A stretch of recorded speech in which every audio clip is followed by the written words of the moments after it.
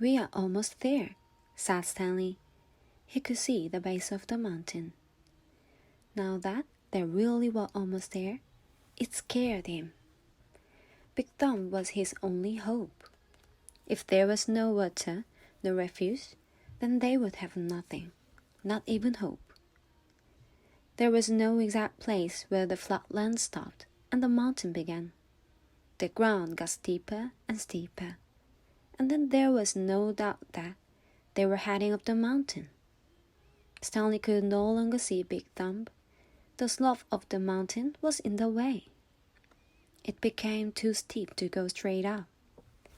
Instead, they zigzagged back and forth, increasing their altitude by small increments every time they changed directions. Patches of weeds dotted the mountainside.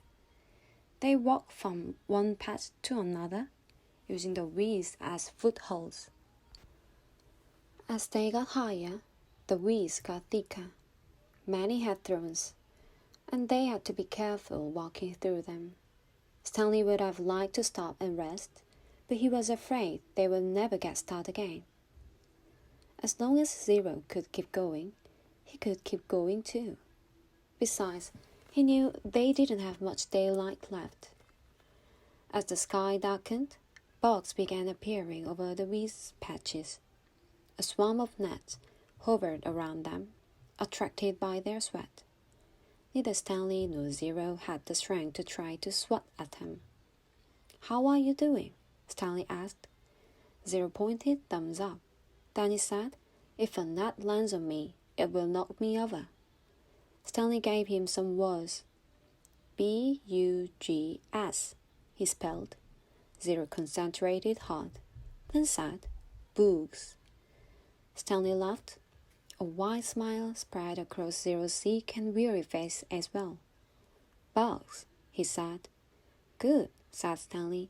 "Remember, it's a short U, if there was no E at the end. Okay, here's a hard one. How about L-U-N-C-H? Lun. Suddenly, Zero made a horrible wrenching noise as he doubled over and grabbed his stomach. His frail body shook violently, and he threw up, emptying his stomach of the sploosh. He leaned on his knees and took several deep breaths. Then he straightened up and continued going. The swarm of gnats stayed behind, preferring the contents of Zero's stomach to sweat on Boy's face. Stanley didn't give him any more words, thinking that he needed to save his strength. But about 10 or 15 minutes later, Zero said lunch. As they climbed higher, the patches of weeds grew thicker, and they had to be careful not to get their feet tangled in the thorny vines. Stanley suddenly realized something. There hadn't been any weeds on the lake. "Weeds and bugs," he said. "There got to be water around somewhere. We must be getting close." A wide clown-like smile spread across Zero's face. He flashed the thumbs up sign, then fell. He didn't get up. Stanley bent over him. "Come on, Zero," he argued. "We are getting close. Come on, Hector.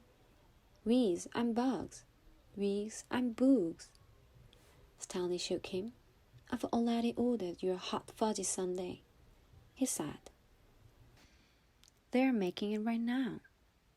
Zero said nothing. Stanley took hold of Zero's forearms and pulled him upright. Then he stooped down and let Zero fall over his right shoulder. He stood up, lifting Zero's worn-out body off the ground. He left the shovel and sack of jaws behind as he continued up the mountain. Zero's leg dangled in front of him. Stanley couldn't see his feet, which made it difficult to walk through the tangled patches of weeds and vines. He concentrated on one step at a time, carefully raising and setting down each foot. He thought only about each step and not the impossible task that lay before him. Higher and higher he climbed, His strength came from somewhere deep inside himself, and also seemed to come from the outside as well. After focusing on Big Thumb for so long, it was as if the rock had observed his energy and now acted like a kind of giant magnet pulling him toward it. After a while, he became aware of a foul odor. At first, he thought it came from Zero, but it seemed to be in the air, hanging heavy all around him. He also noticed that the ground wasn't steep anymore. As the ground flattened, a huge stone precipice rose up ahead of him, just barely visible in the moonlight. It seemed to grow bigger with each step he took. It no longer resembled a dump, and he knew he'd never be able to climb it. Around him, the smell became stronger. It was the bitter smell of disappear. Even if he could somehow climb Big Thumb, he knew he wouldn't find the water. How could there be water at the top of the giant rock? The weeds and bugs survived only by an occasional rainstorm, like the one he had seen from camp. Still, he continued toward it. If nothing else, he wanted to at least reach the dump. He never made it. His feet slipped out from under him. Zero's head knocked against the back of his shoulder as he fell and tumbled into a muddy gully. As he lay face down in the muddy ditch, he didn't know if he'd ever get up again. He didn't know if he'd even try. Had he come all this way just to? You need water to make mud. He crawled along the gully in the direction that seemed the muddiest. The ground became gloppier. The mud splashed up as he slapped the ground. Using both hands, he dug a hole in the soggy soil.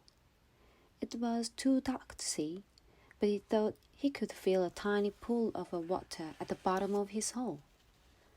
He stuck his head in the hole and licked the dirt.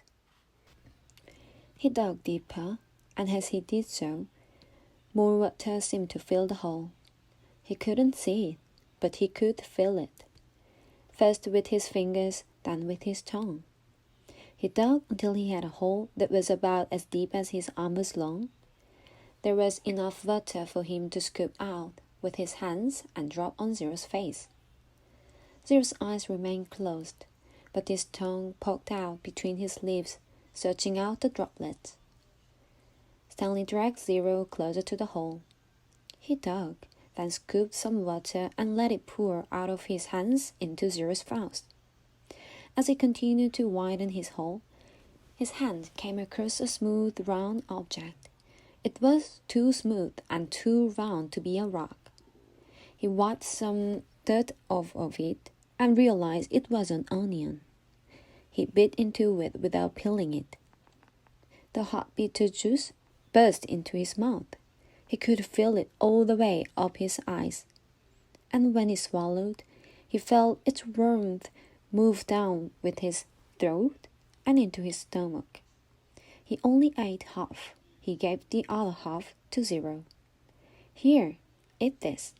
"What is it?" Zero whispered. "A hot fudgy sundae."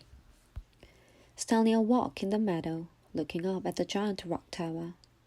It was layered and streaked with different shades of red, burnt orange, brown, and tan. It must have been over 100 feet tall.